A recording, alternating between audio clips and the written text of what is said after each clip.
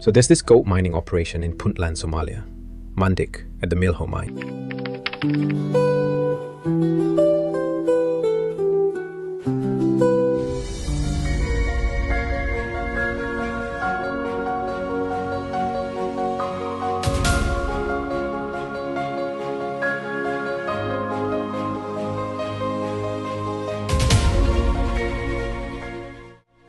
Before dawn, the mountains look innocent, still, silent, untouched. Wind moves through the stone as if this landscape has been sleeping for centuries. But landscapes can lie, because beneath this silence, something is already in motion. First a rumor, then a whisper, then a pull strong enough to draw men across valleys, across distances, across hardship itself. And then the rush begins. A forgotten place starts to change. Paths appear where there were none. Camps rise from the dust, and suddenly an empty horizon becomes crowded with hunger, risk, and the dangerous glow of possibility. From a distance, it looks like chaos. But chaos is not always accidental, because this is not just a story about men chasing gold. It is a story about the silence that surrounds them, the silence of missing oversight, missing restraint, missing accountability. And in that silence, something else takes shape. A system, a vacuum, a structure of permission disguised as absence.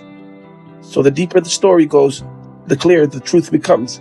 The real danger here is not only what is being pulled from the earth, but what was allowed to grow above it.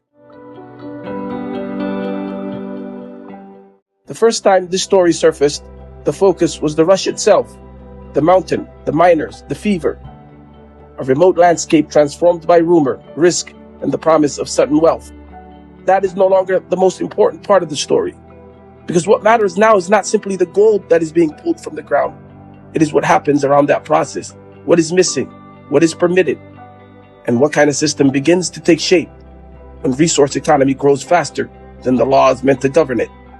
In Puntland's mining sector, the problem is not only what can be seen. It is what cannot. The missing rules, the missing enforcement, the missing public accounting.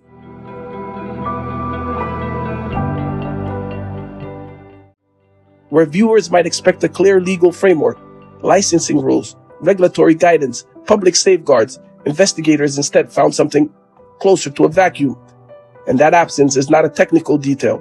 It is the foundation of the story. Because when the law is thin, access becomes negotiable. When oversight weakens, influence becomes currency. And when public institutions fail to define the boundary between state authority and private benefit, that boundary does not remain empty for long. Other interests move in. That is what makes this more than a story about extraction. It is a story about political design through institutional absence. And the deeper one looks, the harder it becomes to treat that absence as accidental.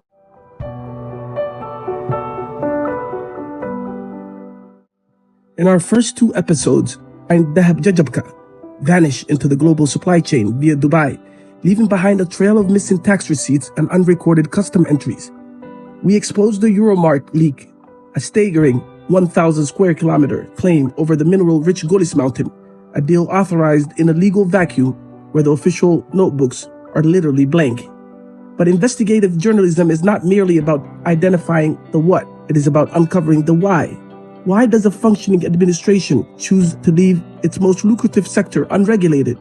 Why does the state treasury record $0 in revenue while 5 tons of gold leave its shores annually?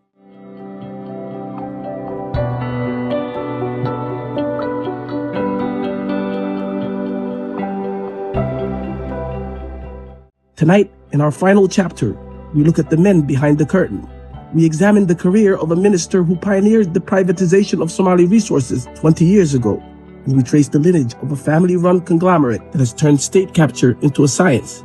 This is the story of the Shadow Sovereign in our series, The Milxo Files.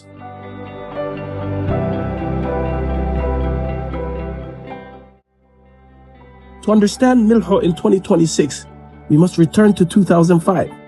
At the time, the architect of Puntland's mineral policy was a man named Liban Muse Boqor, a senior advisor to his uncle then, President Mahmoud Musa Hirsi, widely known as Adda Muse.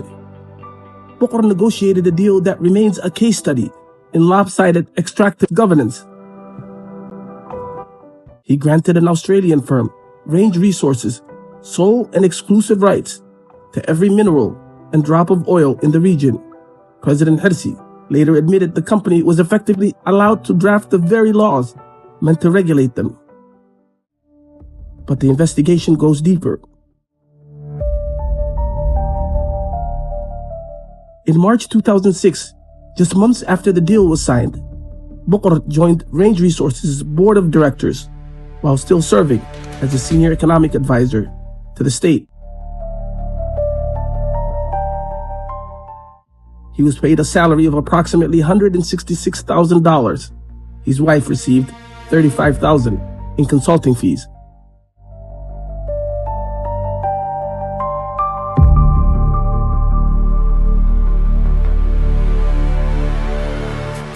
After nearly 2 decades in the shadows, Boqor returned to power in February 2024, appointed by President Saeed Abdullahi Deni as the Minister for Energy, Minerals, and Water.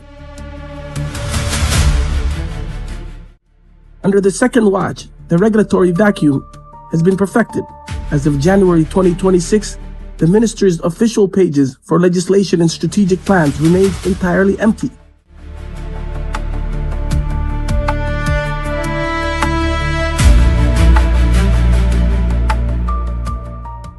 Boqor defends his past, claiming his board role was transparently disclosed and in the best interest of the government. Yet the result of his tenure is a sector where revenue is collected through ad hoc arrangements and informal payments rather than a structured fiscal system. Where the law is absent, elite networks thrive. Our investigation into the largest exporters in Milxo lead to a single name, Mandeeq Group Energy and Minerals. Mandeeq operates without a federal license, yet it moves multi-kilogram consignments of gold through Bosaso with impunity. And here's the thing. They don't have a federal license, but somehow they're moving multi-kilogram shipments of gold through Bosaso port like it's nothing. Just completely unchecked. This matters because when gold moves without proper oversight, you're looking at potential funding for all kinds of instability, lost revenue for actual governance, the whole thing. It's one of those situations where everyone kind of knows what's happening, but the enforcement just isn't there. And that gap? That's where things get messy. On paper, the company's contract traces to Abdurrahman Abdullahi Hassan Galair, a UK national and cousin of President Deni. The gap between who's on paper and who's really in control. So you've got Mandeeq Energy, right? Officially, it traces to Abdurrahman Hassan Galair. But sources inside the administration, they tell a different story. They say the president himself. And the one managing it day to day? His son, Abdullahi Saeed Mohammed Deni. In practice, sources within the administration describe Mandeeq as a family conglomerate, controlled by the president. The question isn't really whether illegal mining exists.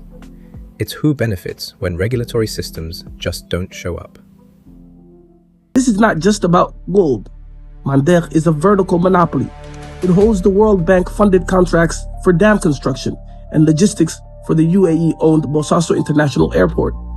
The family also jointly owns the Bosaso Power Company, a solar enterprise registered just months before the state-owned utility Pepco, also controlled by the Deni family, took over the city's solar infrastructure. Classic case of official records hiding the real power structure. This is why corporate transparency matters, because the paperwork and the reality can be two completely different things. The brilliance of the system is its circularity. The administration projects a $310,000 tax revenue from gold, but collects nothing. Meanwhile, family-linked firms like Mandeeq capture the profits, essentially turning a public resource into a private political war chest. This privatization of the state doesn't just drain the treasury. It compromises national security. In the foothills of the Gulis Mountain, the absence of government regulation has invited a silent partner, Al-Shabaab. We obtained phone records for an Al-Shabaab official in Milxo, a former intelligence operative who now oversees the zakat extortion of mining companies. Between March 2023 and April 2025, the single subscriber placed or received over 82,000 calls, an average of 106 calls per day. The analysis of these records reveals shock and overlap. This militant was in direct, sustained communication with the representatives of the Euromar Group, the Dubai-linked firm with 1,000 square kilometer concession. The same Euromar, again, simultaneously claims to be the head of a mining department for Minister Boqor's own ministry. Whether this is a case of initiation or pragmatic tax arrangement, the conclusion is clear. The unregulated gold fields have created a shared economic interest between political elites and the very insurgents they claim to fight. While the state treasury records zero, Al-Shabaab has reportedly generated upwards of 3.5 million from Milxo's operations. As the gold from Milxo lands in Dubai Gold Souk, it is absorbed into the global supply chain, scrubbed of its unrefined history. For the UAE, it is a 315 million a year trade. For Somalia, it is a squandered opportunity. With federal presidential elections scheduled for May 2026, the stakes of the Milxo void are higher than ever. In a political landscape defined by patronage and vote buying, gold is the ultimate liquid asset. It provides the war chest necessary to finance federal campaigns away from the prying eyes of international donors and constitutional auditors. The free zone of Milxo is not failure of governance. It is a feature. It is a system designed to ensure that while the miners bear the toxic cost of mercury and the state bears the cost of insurgency, the profits remain in the hands of the shadow sovereigns.